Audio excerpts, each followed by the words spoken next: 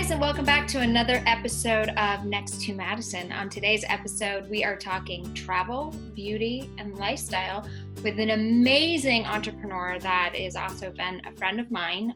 We grew up in Colorado. Her sister was still one of my dear friends, and I'm so excited to have her on. She's so inspiring and smart and driven. And if you're looking for some inspiration on travel and even starting your own business, well, you need to tune in and you need to listen to this interview. So with that being said, I want to bring on my guest, Brooke Bains, who is the founder and CEO of Bombshell. Brooke, welcome. How are you? Hi, it's so good to be with you, Madison. I know. I'm so excited you're here. So before we get into like Bombshell, I want to talk about kind of your journey, because you have been successful in the ventures that you've been in previously to this. Mm-hmm. So let's kind of start there, and then what led to the creation of this new amazing company. Oh goodness, success is such an interesting word for me. Because I think if you looked at me from the outside, you would say she's nailed it, she's got it, and she's successful. Mm-hmm. And then life handed me some really interesting challenges. It made me redefine what success really is.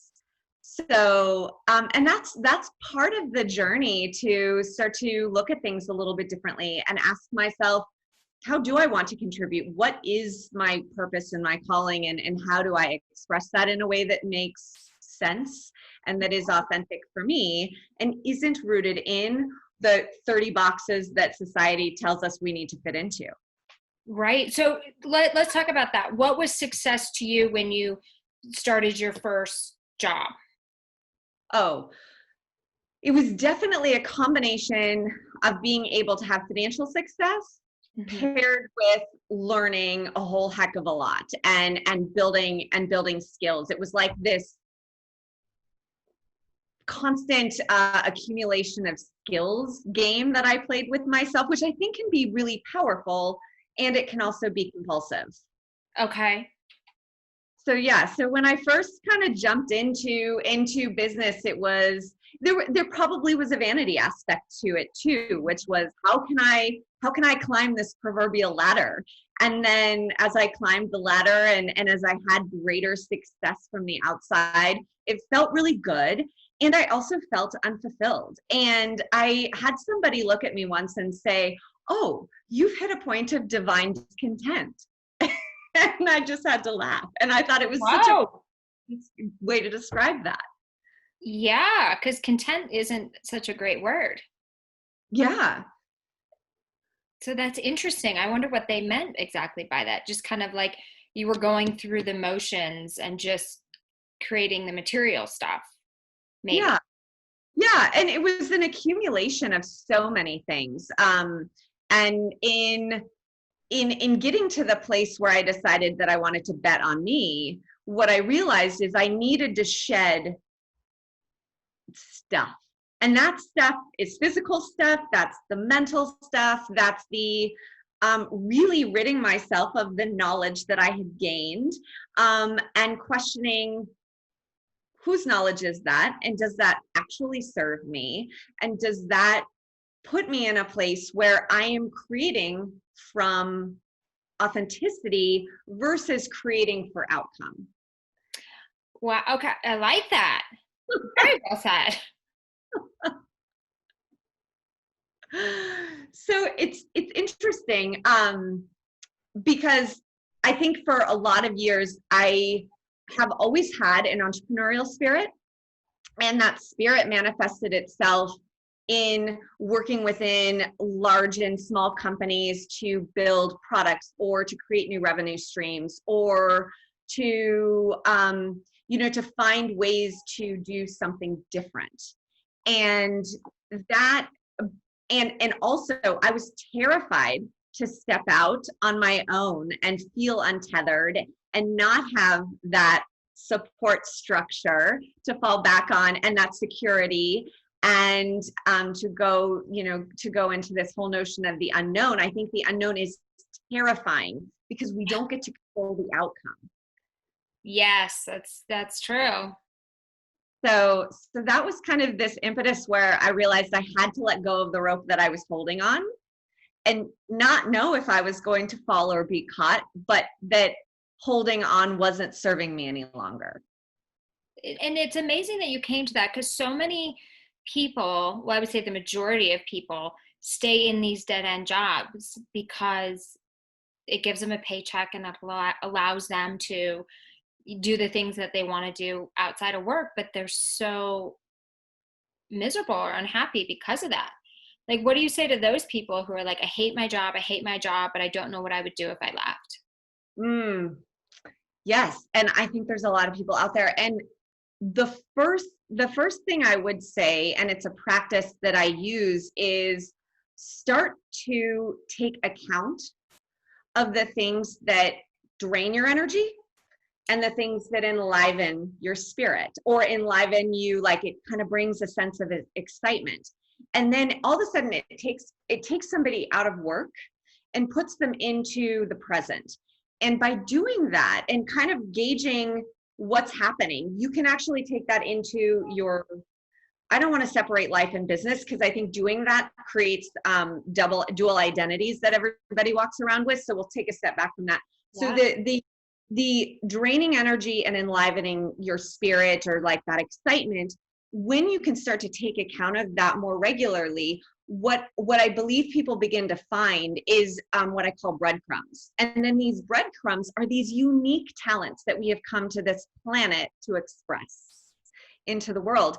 And that combination then becomes the place where you can start to ask questions of, okay, I don't like what I'm doing now, but I know I love these things. And this stuff, I can either use that to fuel what I'm currently doing and totally transform the job from a dead-end job to something where it fuels spirit, or I can take those things and I can bring it into another realm that allows me to create, whether it's a company or to find a new job or to, I don't know, do whatever you want to do to make money or not make money, but that you can start to kind of enliven your spirit that way. And then all of a sudden, everything else in your life shifts. Yeah. I mean, it's so well said. And the thing is, like, you know, there's a lot of law of attraction and all those self-help books, but it's putting this stuff like into action that really kind of makes that difference. Yes. And I think what happens, I wrote about this recently with changing our orientation to practice, or from practice to practicing. Oh, okay. And I know that sounds like semantics, but I think what it does is practice tends to fall into dogma, right? Where it's like, if I don't do this at 5 o'clock every morning for 30 minutes, then I'm failing. Yeah. No. Like, give yourself a break. Right. That robotic, we have lost the point of becoming a human. Yes. And so practice thing is the recognition that you're going to fail and you're also going to succeed. And in doing that, you're going to give yourself the grace to try on a lot of things to figure out what works. And then like 5 o'clock in the morning may only work for 2 days in a row. And then you need to do it at 8 o'clock in the morning, right? Like there's so many ways that we self-sabotage in that realm that stops us from experiencing joy, which I do believe joy is our natural state. It is. I agree with that 100%. It's just trying to find it. But you mentioned at the beginning those 30 societal boxes, you know, that kind of society puts us in. And I think that's where the joy gets sucked out of it. Because it's like, I have to do this, you know, or I feel like I'm a failure, or if I'm not up at a certain time, or if I'm not working this job, or I don't have this house or this relationship. Like, what are your tips to people to be like, those boxes don't really exist? They're made up boxes to make us feel small and suck us of our joy. Yeah, you nailed it. Like right there, you nailed on why I think society stifles creativity. And it's done for a reason. There's this notion of structure and matrix, like patriarchy comes from patria, which means pattern, structure. Matriarchy comes from matrix. The two together have to work. We don't work from that vantage point in the way that we're set up. And so with these like 30 boxes that we have to fit into, it's done for a reason, but it's not done with our individual best interest at heart. And unfortunately, we learn from such a young age that there's only one way. Like that's such a common teaching, and we are so programmable.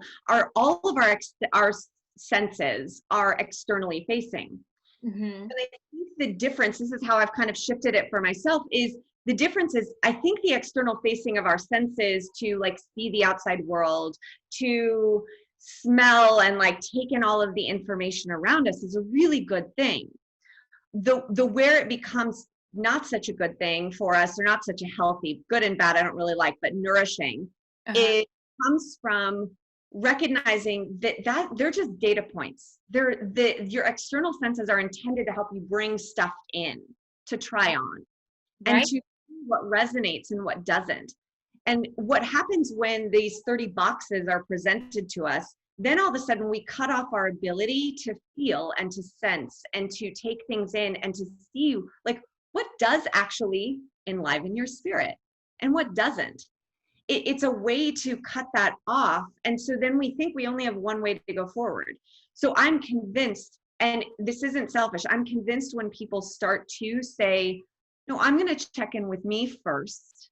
Yeah. And all of a sudden, you're able to bring forth an intuition to bring to your society and your community these gifts that enrich it. And I think we like flip that on its head because we tell people from the outside, no, there's only one way to do it. And as far as I'm concerned, if you have one way or two ways, you have none. Yeah, no. And how did you get to that point? Was there a breaking point where you just said like you kind of became more enlightened? Oh, well, enlightenment's a funny term. I do think I relit myself. Oh, I like that. Yeah. And what I did, well, actually, I was an atomic bomb that blew up the life that I was building. I left my marriage. I realized that I had burnt out on so much of what I had been building in the corporate world because I was doing so many things from compulsions, and like I call it, I should all over myself. Yeah, I like that. Yeah. And so I was telling myself what I should do and what I ought to do and what I need to do and what I have to do. And what that was doing is it was subvertively bringing out my inner teenager, like, oh yeah, you're going to tell me what to do? And I was doing things and I was doing things that didn't serve me. And so and as I did that, as I did more of that, I started to like pile on my light, where it became very dim, and wow, became this place where I spent a year and a half in a cocoon where I was a shell of a human being, and I was burned out, and I felt like my light was gone, and I didn't actually ever think I would be able to relight it. Really? And thank God I did that. Yeah, it's almost like you hit rock bottom in a way. Oh, without a doubt. Without a doubt, I did. And, oh, I mean, yeah, I did. I, to be morbid, died in many regards. So much of what I thought I knew about myself I had to let go of it. And I went through an identity crisis because I was attached to a lot of what I thought I was building that I wanted. And that crisis, so in Chinese, in Chinese, crisis is two words. It's danger and opportunity. Okay. And going through an identity crisis, I think, is imperative for people. Yeah. But it's a painful thing in the world to go through because it feels so untethering. You walk into the unknown. You don't get to control the outcome. And so, yes, I spent a lot of time in a lot of pain, self-inflicted. But it helped me to go through that identity crisis, to detach from the identity that I was building in order to start to live from a more authentic place, which isn't an identity. Yeah, and I like that the whole like rock bottom thing. I always when people it usually has a people think like, oh, that's the worst case scenario. Not really. I think hitting rock bottom is actually one of the greatest gifts we can receive to where we think we hit rock bottom because it makes you realize that like it's only up from there and that if you can survive that pain and those challenges and those struggles to learn, like that's what mistakes are for. Mistakes or unhealthy attachments or to grow. So this was like all meant to be for you. So I think it was. That's why I can smile about it now. And even in the midst of what a lot of people are like, oh, the world's falling apart around us. And it might be. Yeah. And I feel really grounded. And there is this sense of peace because what I came to learn in going through hitting rock bottom and developing new tools to dig me out of different ruts, because like the same tools that I used to dig me out of one rut do not work in the next one. And that's, I think, where frustration comes in. Yeah. And so like, my world could completely fall apart around me and I'd figure it out. And I would never have been able to say that 5-6 years ago. Isn't that amazing? Yes. That's a great thing about like getting older and you just the stuff that used to like literally flip your world upside down is like, I can deal with that.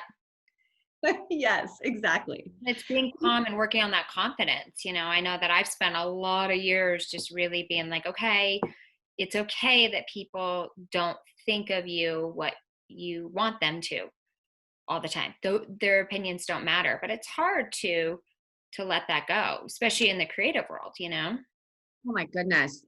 I mean, I think you just hit on something so universal, which is, well, it goes back to our senses are all outward facing. So we're taking in this information and we're comparing ourselves. And as a result, we're also seeking approval. Because I think when you strip down everybody, and Tony Robbins actually says this, and I think it's a brilliant simplification of this, like people are trying to do two things. They're trying to be loved and they're trying to make sure they're enough. Yeah. And in that, like this whole idea of comparison just completely screws with us because we are the first, we're the last, and we're the only fill in the blank.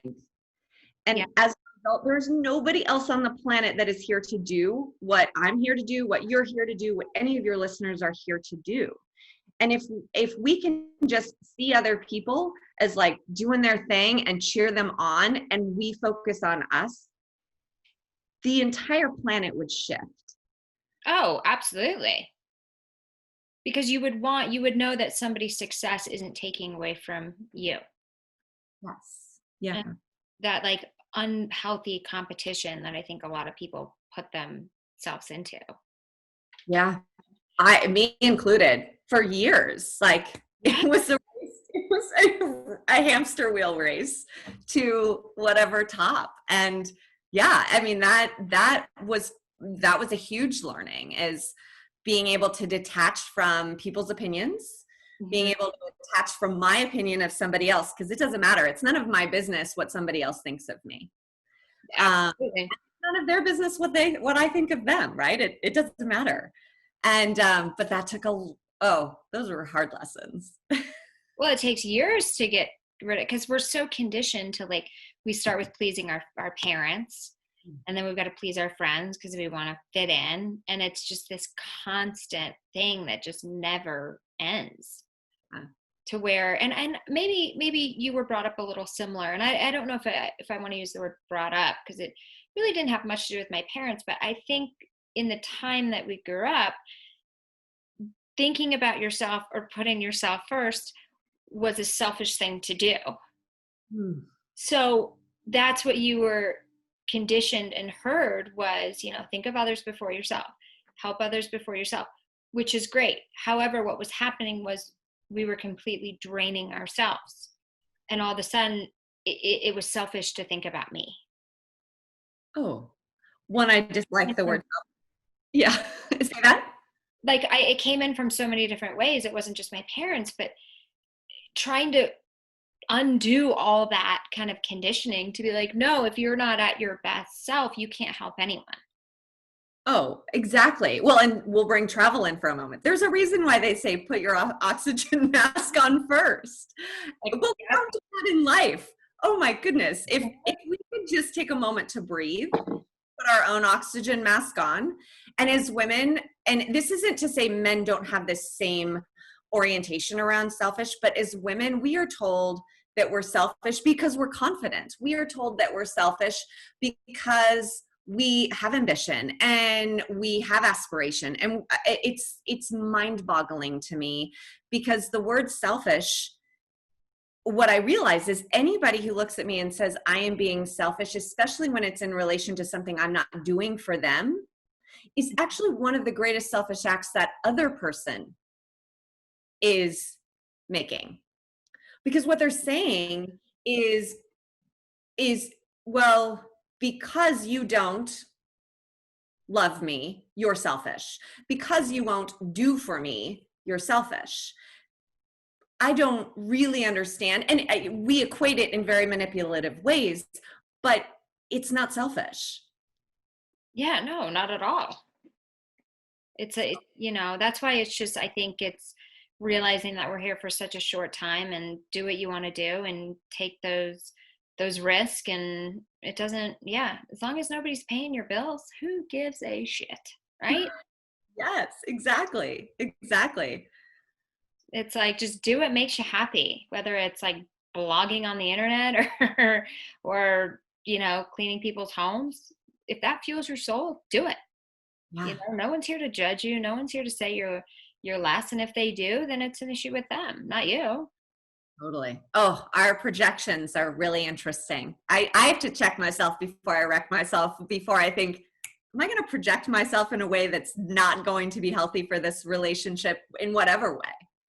Yes, that does make, yeah. And I think a lot of, even when we talk about comparisons, like even in romantic relationships, I think people start to really compare themselves to the relationships that they see around them.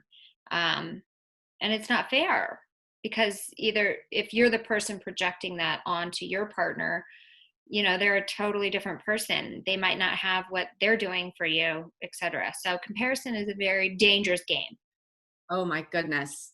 And one of the tools that I have learned to use in comparison, or for comparison, because it's so easy and everything, like the fact that everybody is an influencer today and social media is in our face, is it's so easy to compare and to say, oh, they've got this picture perfect life. And I've often joked, I'm like, can we have like a Facebook now, which is, we're going to secretly record the 15 minutes before the picture and the 15 minutes after the picture. Yeah, because all those airbrush apps, I have so many friends, like they'll take a picture and I'm like, okay, we all agreed we look good in the 500th picture that you just took of us standing on a street, right?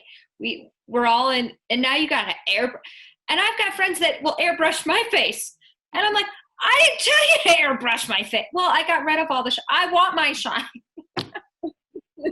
By the way, I have no idea how to take a selfie. I take it and I feel like one eye's over here and one eye's there. And like, I feel like it's all day long. I know. I feel like we should start a challenge to just be like, now.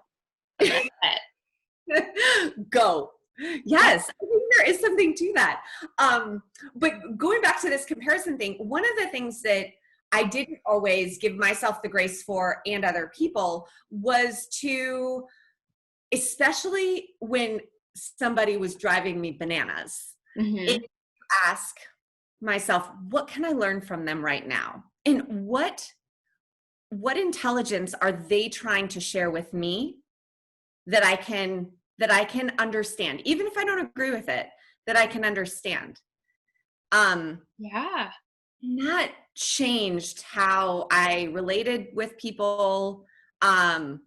Yeah, it made such a difference to start to ask that. And then it made comparison less easy to do.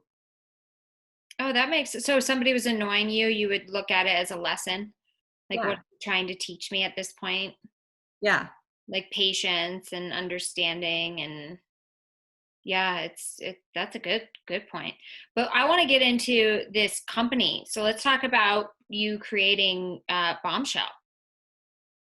Yeah. So I went on a sabbatical last year. And is it last year? I have no, yes, 2019. We're in 2020, right? The worst year ever so far. Or the best, or the best. You know what? I've had a lot of time to do a lot of really great creative things. So yes, you're right. The best and a good from what you take of it. Yes, it's a shit show. And maybe it's the shit show we needed to stop sleepwalking our way through life.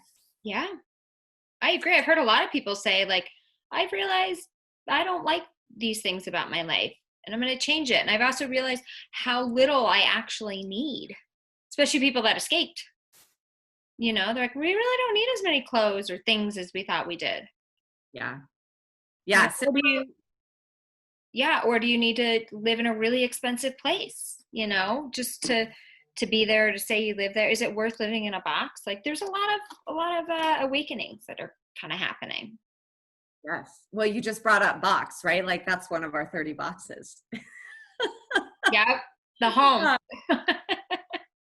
Okay. So you went on a sabbatical last year.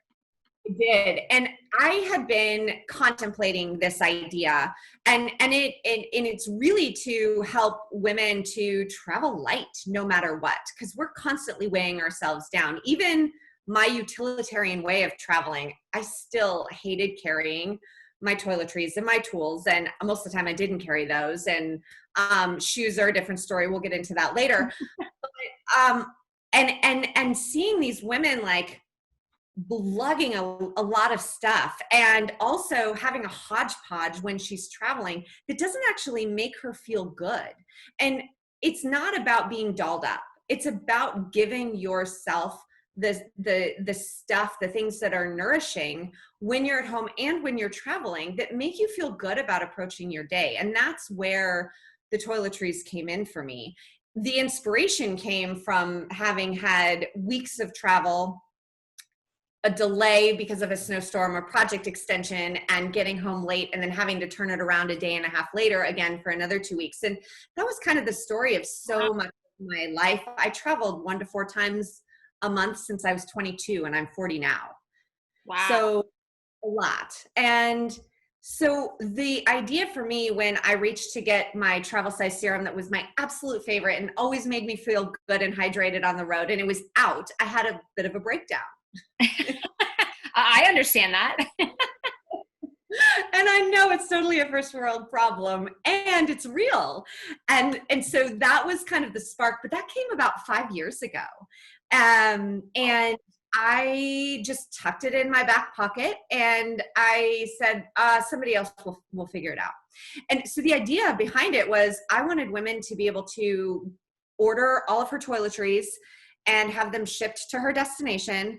When she's done, she puts it all back, sends it back to us. We repurpose and recycle it, and she never has to carry it on the plane with her. That's awesome. So that's my vision. And then I got back from sabbatical, and I'm like, okay, nobody solved this. I want to solve it. And I want to solve it for a broader reason than just getting products to people, because I think we have too much stuff around us. Like, it can be overwhelming. And so I don't want people to have stuff for stuff's sake. And actually, as I came back from sabbatical and I started talking with women about this problem, what I realized is like our cosmetic bag is filled with stuff that's old, that's new, that's stuff we like, that's stuff we don't like. And then that becomes a vicious cycle in it itself when we're traveling, because it's like, well, this is what I have to use. It doesn't really make me feel good. And when women feel good about their day, they just know how to show up and perform. Yes.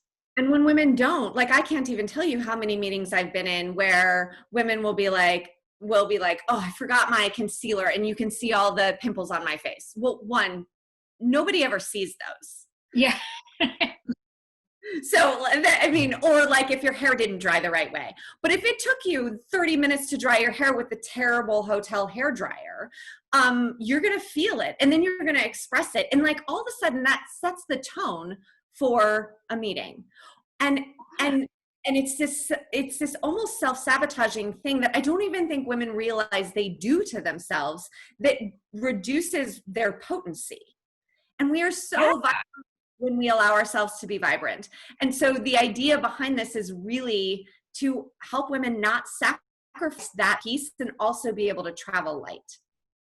I mean, it's freaking brilliant, because I remember seeing like, or, you know, my male friends that would travel like a lot for their business jobs during the week.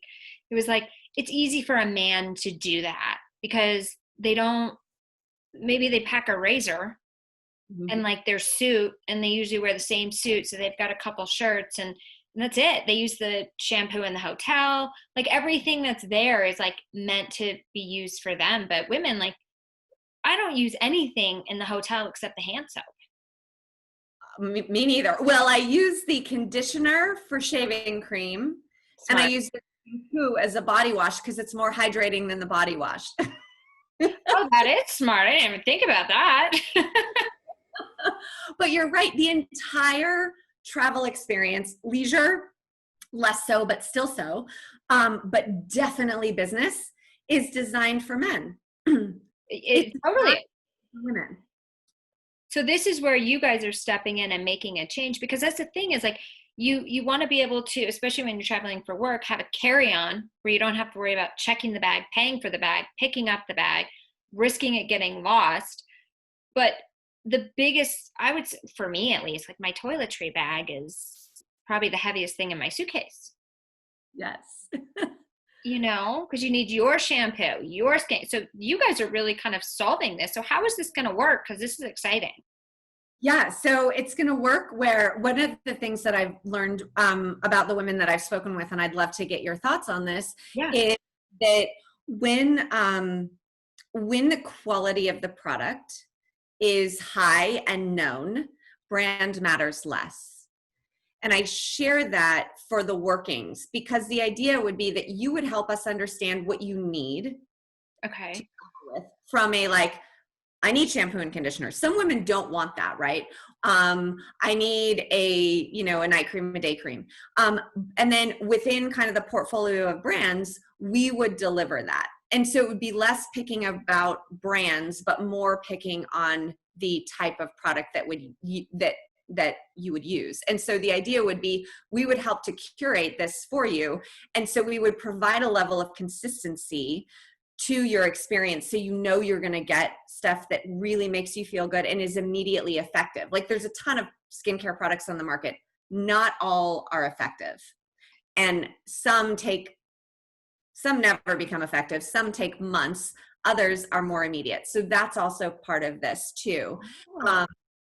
And then we'll add variety through trying some aspects of like brand line extensions. So if you're traveling from, say, Austin, where maybe it's more humid, to Colorado in the winter where your skin cracks, right? Yeah. Those products that I use in Austin or that you would use in New York don't necessarily serve you when it's super dry. So that's where we would add elements of variety to what's being delivered. But the idea is to provide a consistent experience for you, so you never have to worry about it. Which is so great too, because people will be learning about new products that can be even better for them than the ones that they're currently using.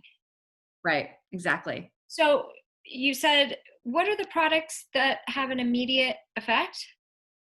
Well, there's a lot, but I use so there's some products that you might not see the results right away. So let's say you wake up really puffy because you had a couple extra drinks the night before and you're feeling dehydrated and you didn't sleep very well, et cetera. And so you've got puffiness on your skin. There are certain products, like I can think of a lot of Ayurvedic products that use turmeric in it, that immediately reduces puffiness. So those are the kinds of ideas in terms of how we're curating and putting things together so that you have the product that you know will work right away when you need it.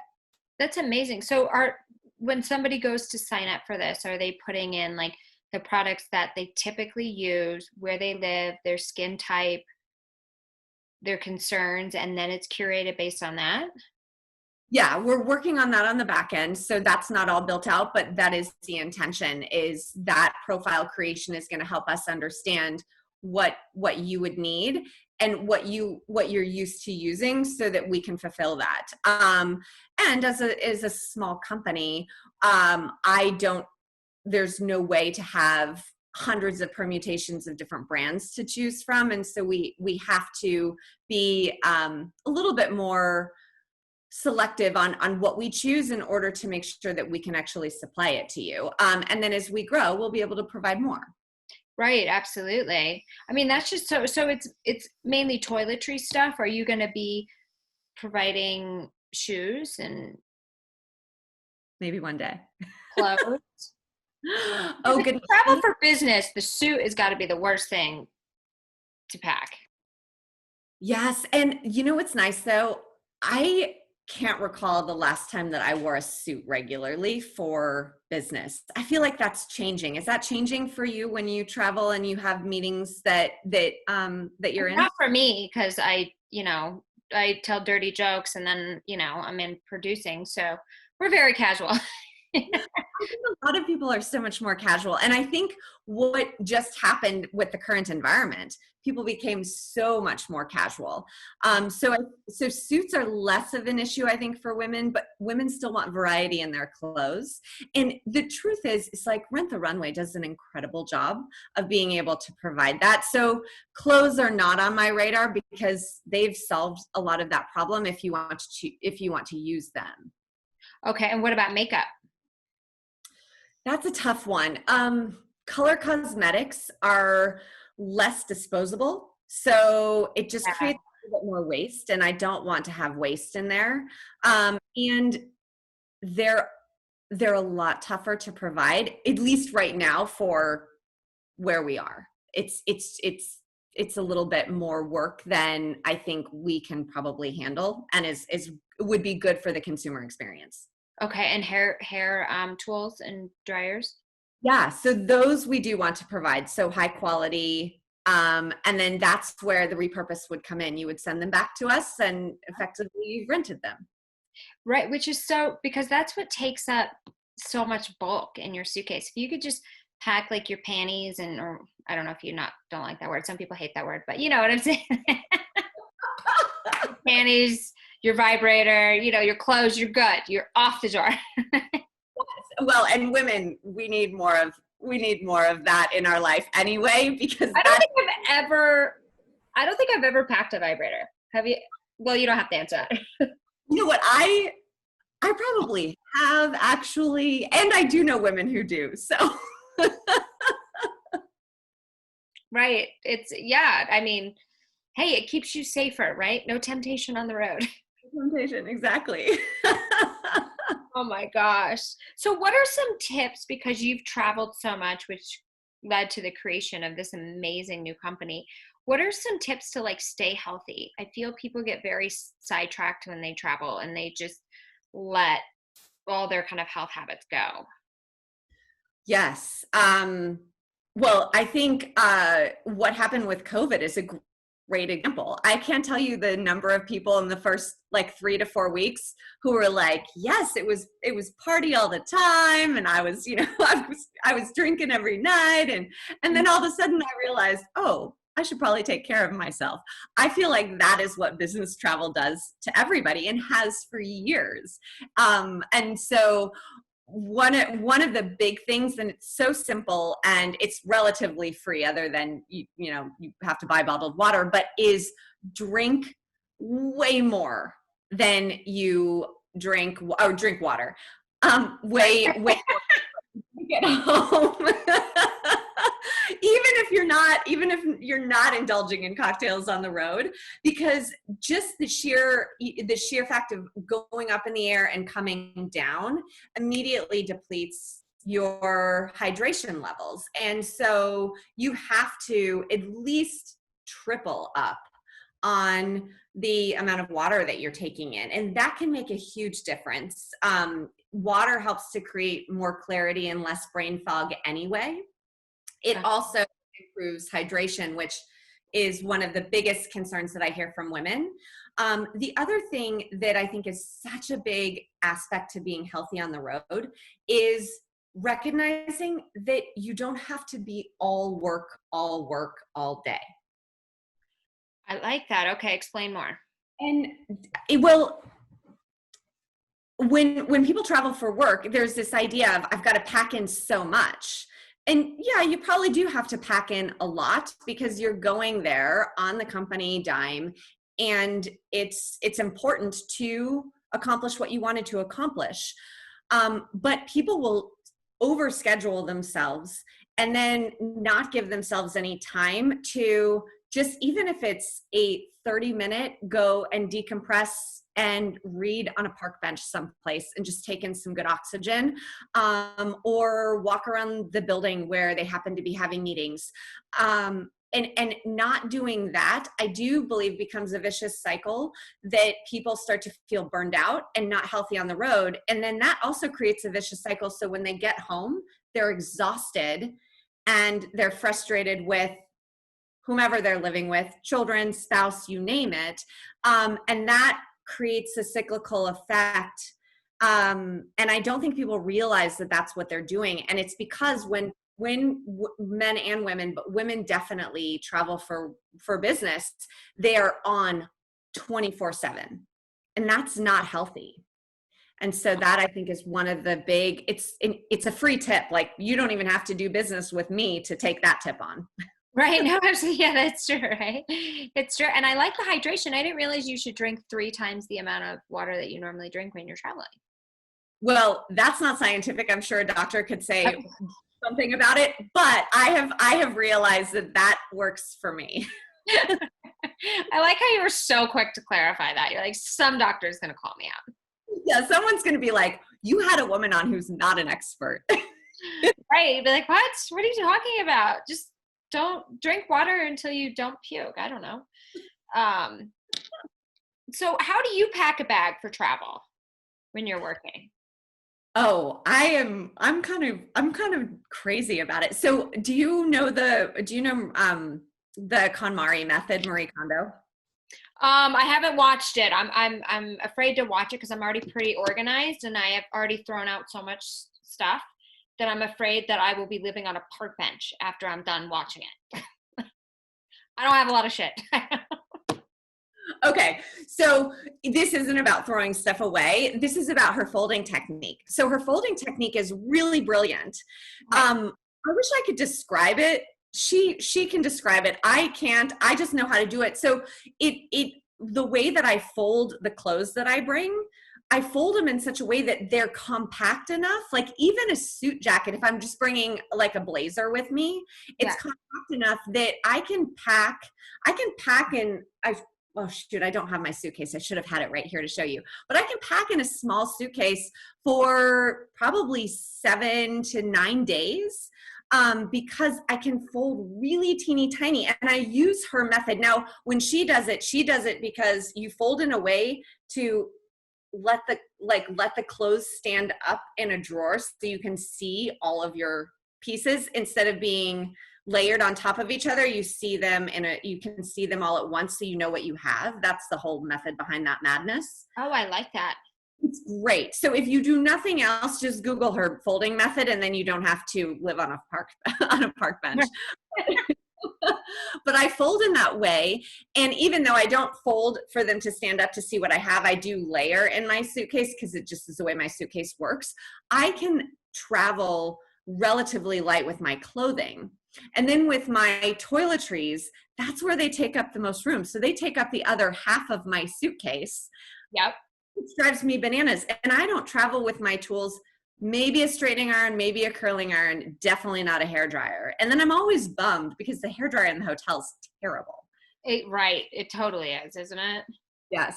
So I pack as minimally as I can, even with my toiletries. And one of the things that drives me bananas, which I don't like, is refilling product. And I don't want women to ever have to worry about that because it's a pain. And we end up spending a lot of money on the big bottle product to then fill it in another bottle, which contaminates it anyway. It makes it less efficacious, right? It's less effective. Yeah. And Right, throw squeezing it into those like Walgreens little rubber things. yes. Yeah. And and it's not good for the product, right? It wasn't meant to be in that. Oh, that's a really good. I didn't even think about that. Yeah. This is why traveling, I don't know, it probably does something weird to my brain.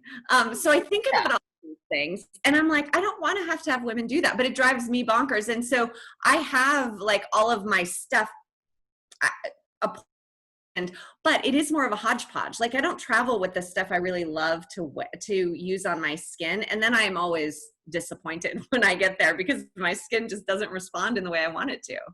Yeah, I always find myself like trying, if I'm spending a lot at a certain store, like I'll go to the store that I know has the best samples and I'll always get like the travel, not the ones in the packet, I don't want that, but like the real little mini bottles. And Mm-hmm. then I'll collect as many as I can and I throw them in a drawer so that way I can travel with them. Yeah. But again, it's not the products you're using every day. So it can sometimes like, cause a breakout or something like that. 100%. And how overfilled is that drawer sometimes? Oh, there's stuff I haven't even used. And I'm like, how long has this been here? Like, I don't even remember. But okay. So here's a big question I have. So when I travel, I'll fold my clothes and I usually try to do them by the day I'm going to wear them. So they're easier to like pull out. Mm-hmm. My issue when I'm coming home, I'm usually sitting on my suitcase just so I can zip it because I'm a little bit of a germaphobe. And if the clothes have touched my body, they will not touch anything else in my suitcase. So then I put it in the laundry bag that's in the hotel, like throw it in there, and then I throw that thing right back. So any tips on like how to travel back with dirty clothes so they don't hit your clean clothes?